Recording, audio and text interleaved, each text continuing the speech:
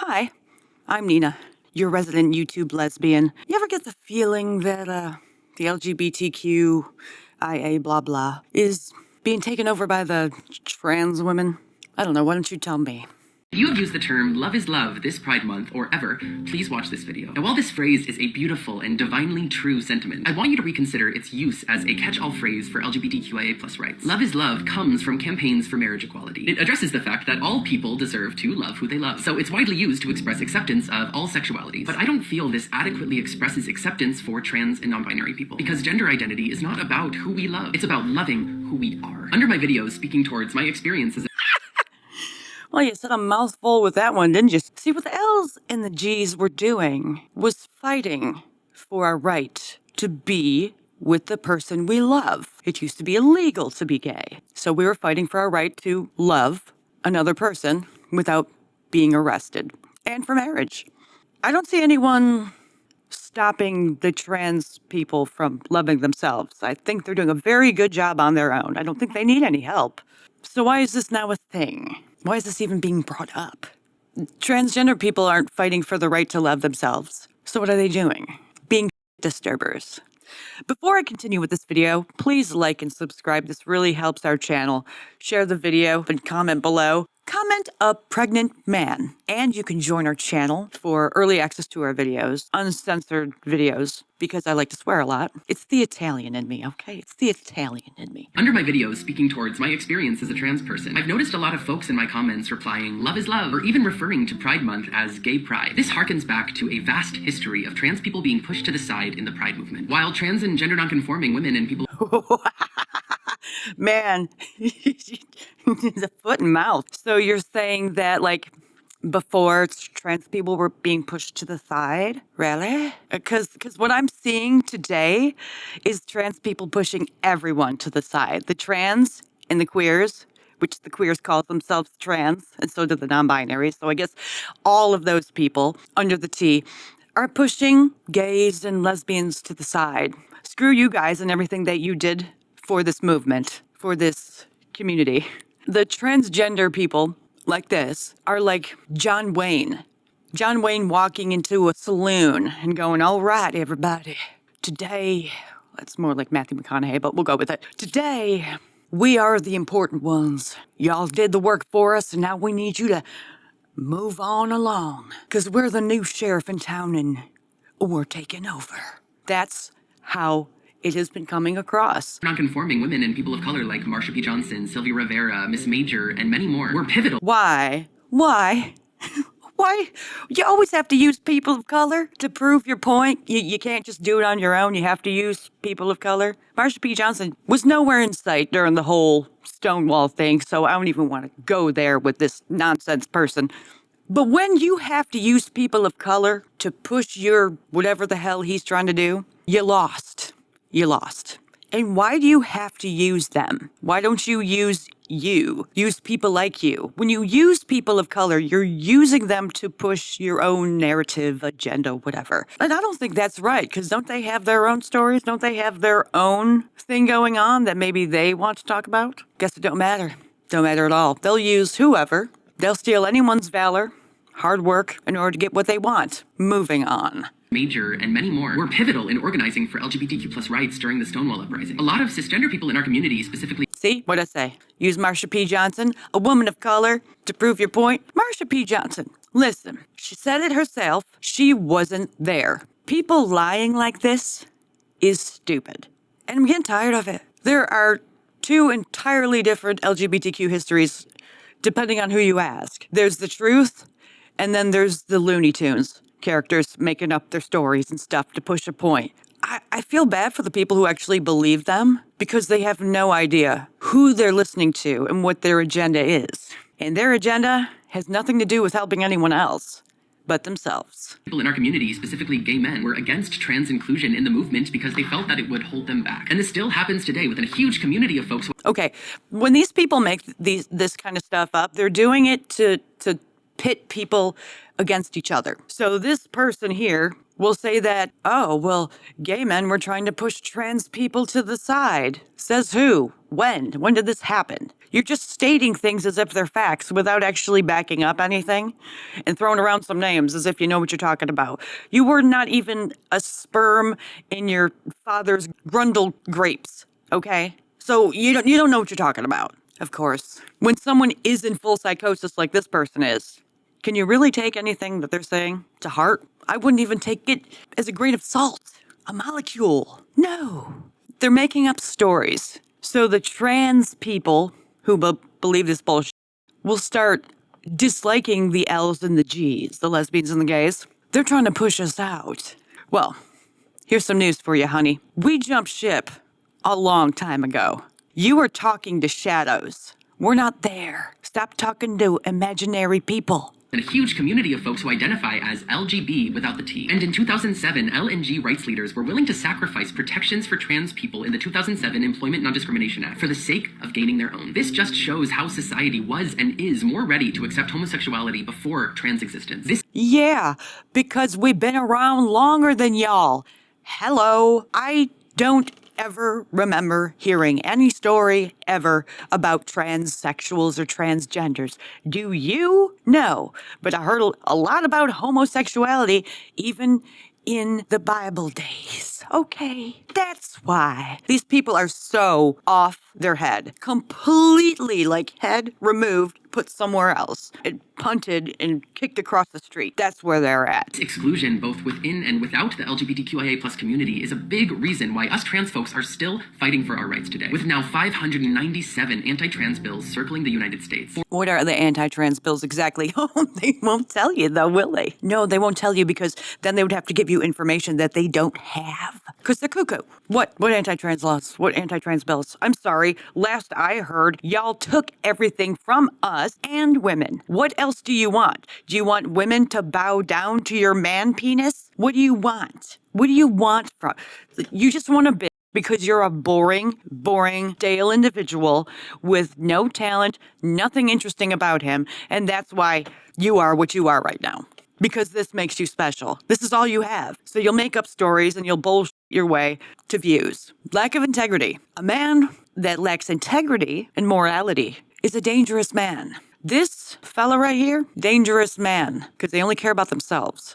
They're not pushing for a movement, they're pushing for themselves. And they will step on anyone to get there. Keep that in mind. 42 have passed. So I challenge you to consider the implications of the verbiage you are using. Do not let us trans folks fade into the background of your support and allyship. We couldn't get rid of you if we tried. You have invaded everywhere. So don't even try to use that horse pucky on us. Say love is love. Say love is love and protect trans lives. Then take action accordingly. And if you do not know how, you can sign up for my trans allyship video course at the link in my bio. See?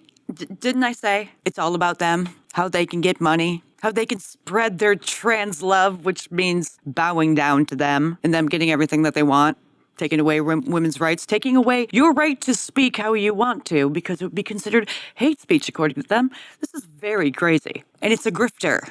Why would anyone of sound mind listen to these people, look at them, and take them seriously ever? When these kind of people are the representation, the only thing they're getting is a complete disrespect because they've only showed disrespect for us. For gays, lesbians, straights, calling us cis, changing our terms and definitions. There has been a battle that has been a brewing between the L's and the G's and the B's and the Q's and the T genders. And these people, they won't win. You can't win when you're this vain because when you're this vain and you only think about yourselves, you overlook things because you're so self-involved. These people think they're clever. They've done a good job fooling a lot of stupid people, but there are a lot of really smart people who don't buy this bullshit. And we never will. And they have to accept that, or else, well, as we've already seen, they do like to use violence. Not good. For the very peaceful and loving and open and accepted individuals they say they are, they're the opposite. But isn't that what sociopaths do? Narcissists? Look a little bit closer. Listen a little bit more, and you'll see them for who they are. Consistently uplifts those who have the closest proximity to privilege. A pride parade is not just a big party. It is a march. We need to focus our Pride Month on lifting up those who need our support the most. It's a march? Yeah, it's a kink march. It's a fetish march. It's has nothing to do with rights, unless you're trying to mess with kids, which, I mean, I don't need to say anymore, do I? As Marcia said, no pride for some of us without liberation for all of us. So let's get to it. I love you. I want to vomit all over your face. All right, I'm ready for all the hate comments, but if you're a cisgender person and you don't want to date a trans person just because of the fact that they're trans, you're transphobic, my friend. Okay, so I don't want to date you. So you're calling me a name because you want me to want to date you. So what type of person are you to shame someone to dating you when they don't want you? What kind of person do you have to be to try to force someone or shame someone into dating you that doesn't want you?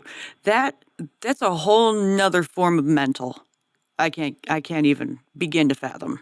Secondly, this is the same kind of tactic that guys on the street who catcall women do. When the women are just trying to ignore them and walk away, and then the guy says, "You bitch," right after. This is the same kind of stuff. Same kind of mentality. Toxic. It's just toxic. But keep perpetuating the stereotype that you yourself probably fight against. Hypocrite. This is what we're not going to do. The cis people have been getting what they want for forever. If you want... Hold on. Before we... This whole cis thing is very hypocritical. I'll say this. They say cis, meaning, let's say a woman who looks feminine. What does that mean? Wearing a dress, makeup, long hair. What is that? Oh, isn't that supposed to be a social construct of what a female is? Something that they fight against? So wait, so you're using a term that is backed up by a social construct that you are against. How does that make any sense? It doesn't. And they use this word cis. They're like, oh, no, it's just identifying these people. No, it's not. It's actually a slur. To call chest feeding breastfeeding, I don't give two shits. But on my platform, where I want to make people from the alphabet mafia more comfortable because I am a part of the LGBTQ plus community, I'm going to continue to say chest feeding. Oh, my God. Wow. So this woman looks like she'd be a part of the community. So you don't need to tell us. We're well aware that you're part of the community. You're doing a very, very good job. You know what? I think for this Halloween, I'm going to go as a member of the LGBTQ. Yeah. I'm going to be a non-binary queer. This is a great Halloween costume. And thank you, ma'am, because I'm definitely going to do it now. And I'm going to really get into character. I am going to bitch about things that I pretend I don't have when really I do. I'm going to tell everybody else how to speak to me and how to speak about me when I'm not in the room. And I'm going to yell at anyone who calls me she or her or ma'am. I'm also going to make sure to be very loud, slightly nasally, and incredibly obnoxious. We live in a society where the word breast has been over-sexualized by the men, by the cis men. So for a lot of us, chest feeding just feels less sexualized. But again, there are those who are non-binary and those who go by other pronouns who feel more comfortable with the word chest feeding. I don't give two shits. I don't give two shits. Not one f***ing shit, none. I don't give no fucks, no shit. Okay.